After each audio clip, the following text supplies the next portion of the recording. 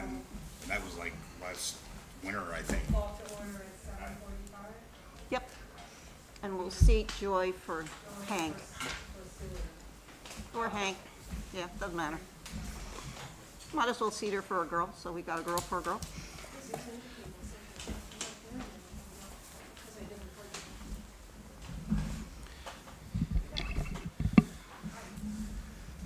Ready?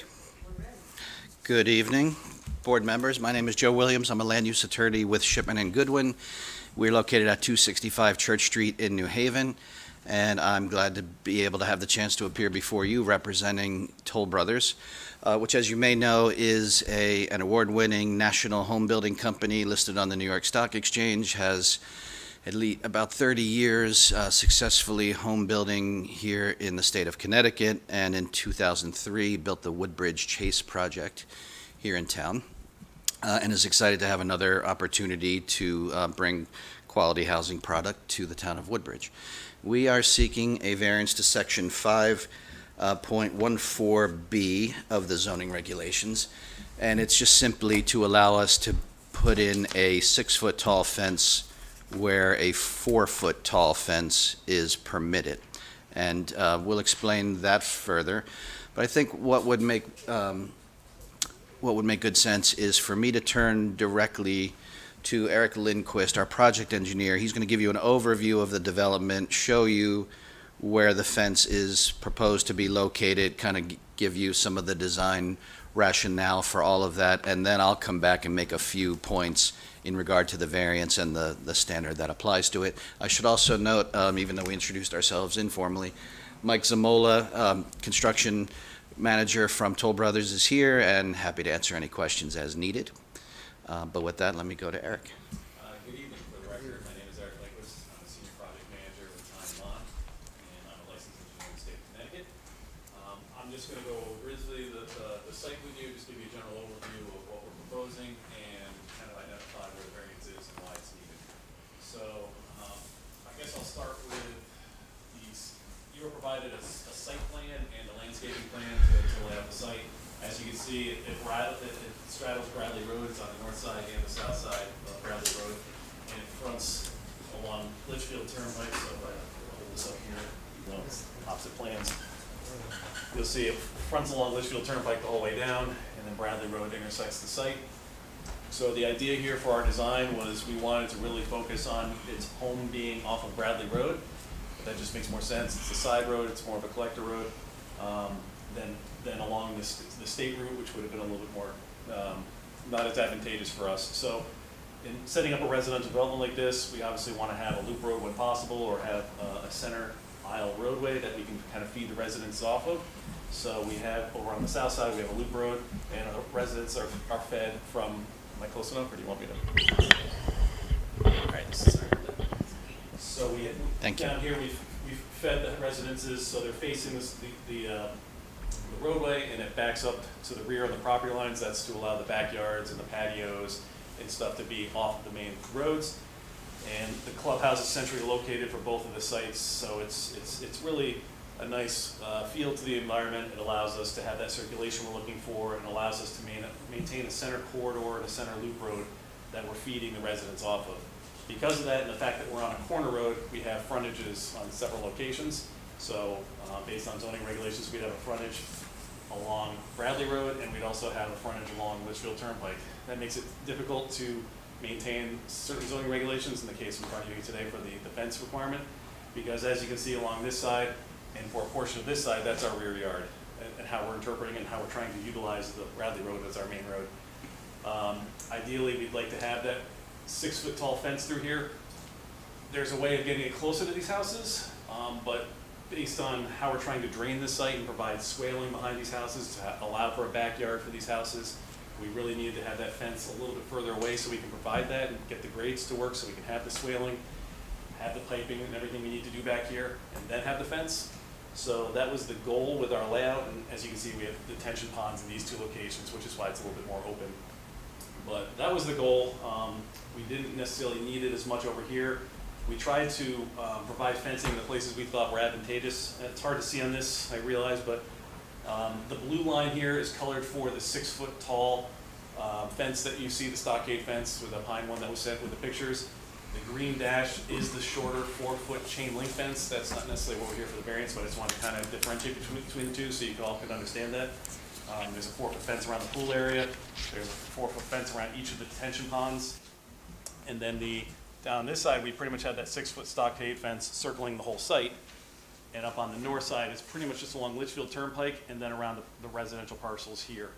We didn't put it along this side. We didn't think that was necessary. And obviously along this frontage, we wanted to have it open and be more the front yard, the way that everyone can see the development, see the nice attractive pool house that's put in and the clubhouse, and really set the tone for the neighborhood like that. So in order to do that, we provided the fence along here, and we would like to have that as a 6-foot fence. That's, as you can see, the red line is the property line, so we're maintaining 10 to 15 feet off of the property line. But when you're up here, you've got almost 8 to 10 feet of additional landscaping between the curb and the property line, so you're really looking at about 20 feet up here.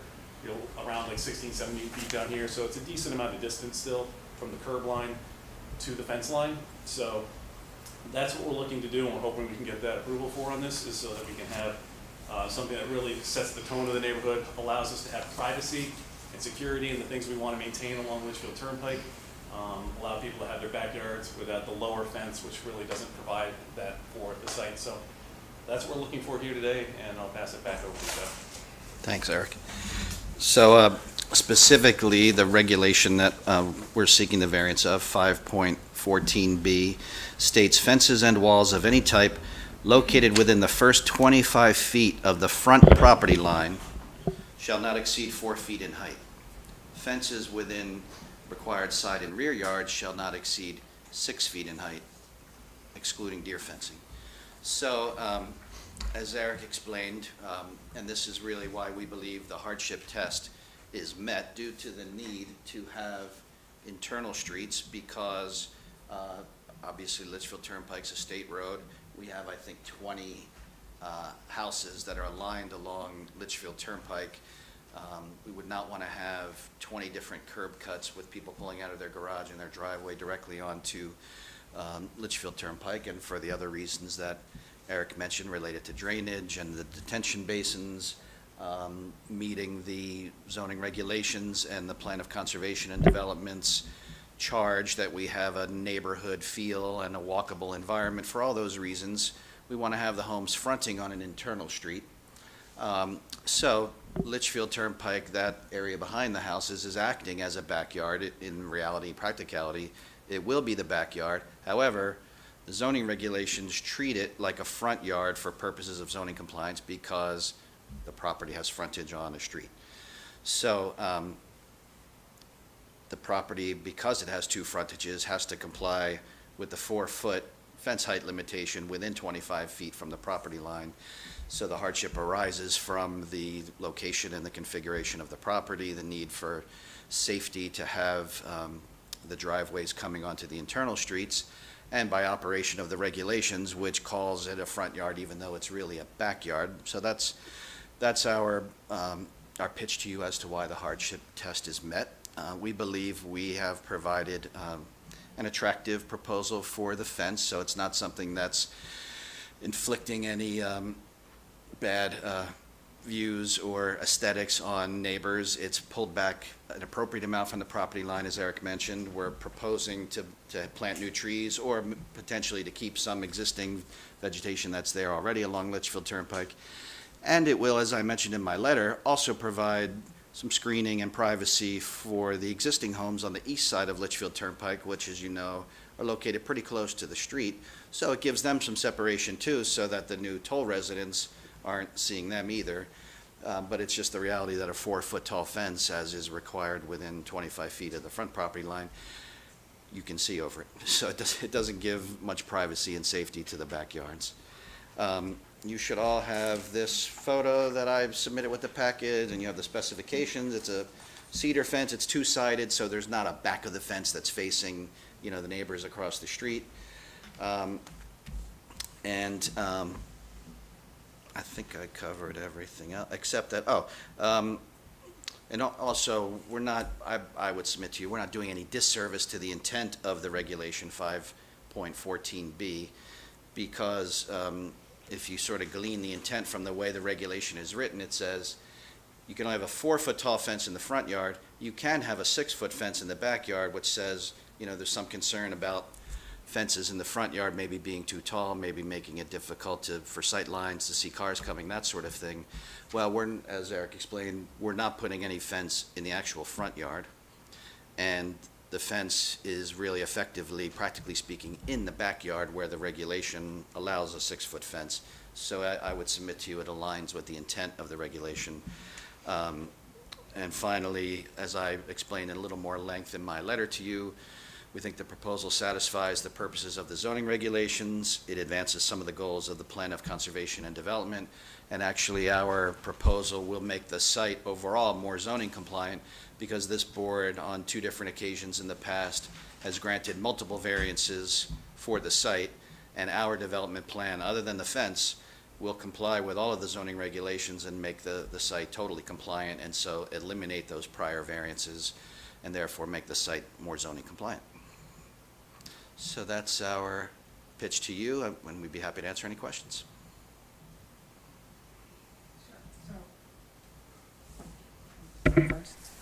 Thank you. Thank you for that, very comprehensive.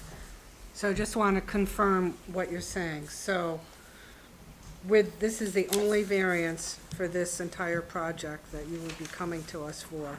Correct. Everything else is going to meet all the regulations? That's right. It doesn't, I don't see any, you mentioned the neighbors on the east side of Litchfield Turnpike. I don't see any neighbors here, voicing an objection to this at all. I should have been notified. I personally don't think there should be, but I don't see anybody here protesting it, so, We're assuming they were notified, yeah. correct? Well, I assume they were Yes. notified. Good point. Those 2 houses that are tucked in on Bradley Road, they were notified Everybody as, was notified. okay.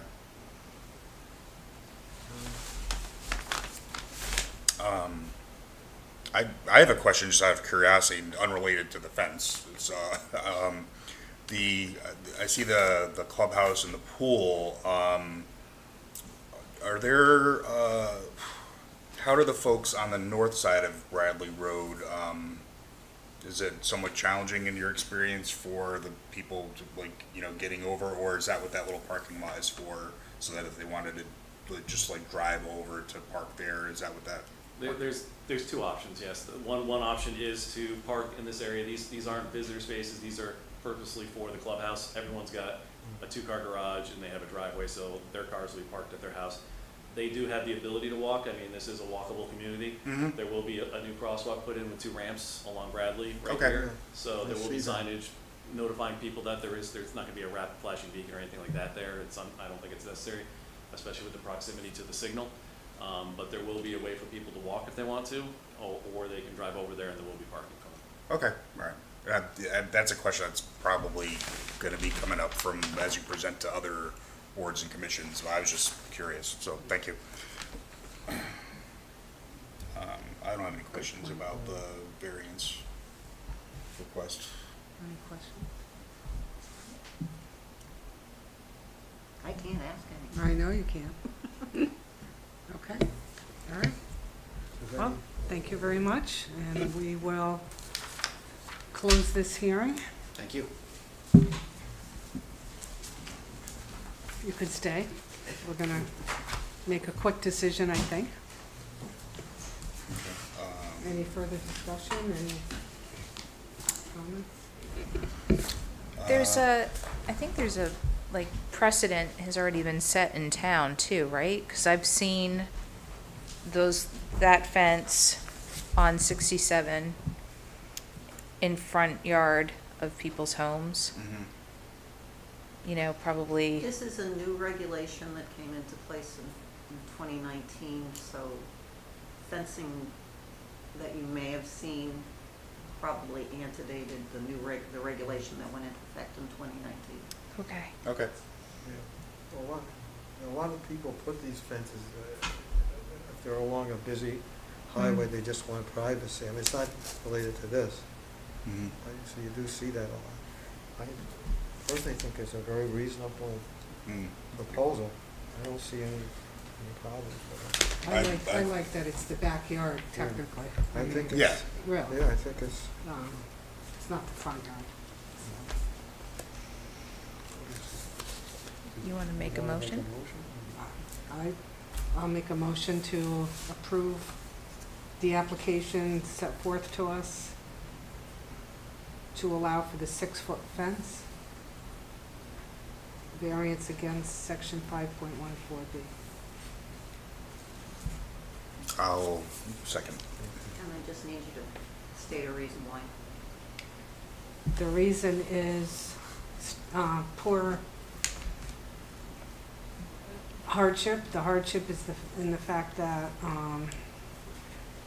there's 2 front yards technically, because we're on 2 streets.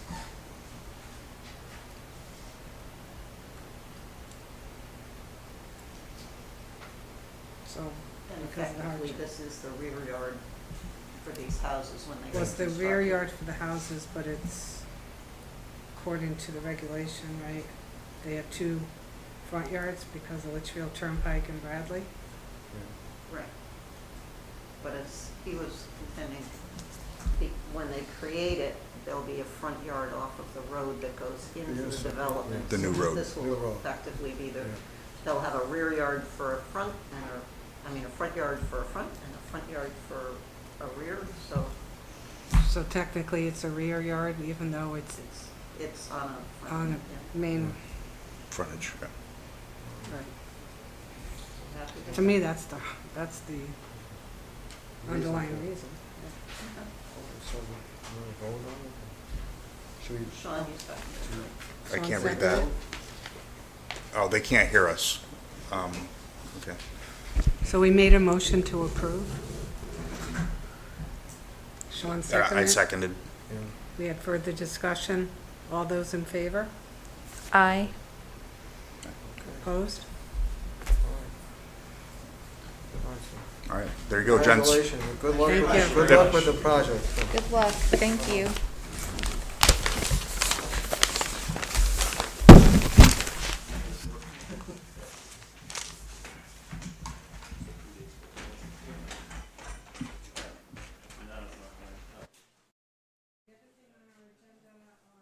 Minutes from the April 11th meeting. Oh, yeah. The barn. Anybody have a chance to Yeah, go through? look at, I didn't get them, so I'll make a motion to approve the minutes. yeah. I'll make a motion to approve the April Thank you. minutes, minutes of the April meeting. Thank you. I wasn't in the meeting, so. All those in favor? All right, so, No other business? No other correspondence? okay, All right, well, I'll make a motion to adjourn. I'll second it. Perfect. Okay, all right, All right, very good. all right, meeting closed.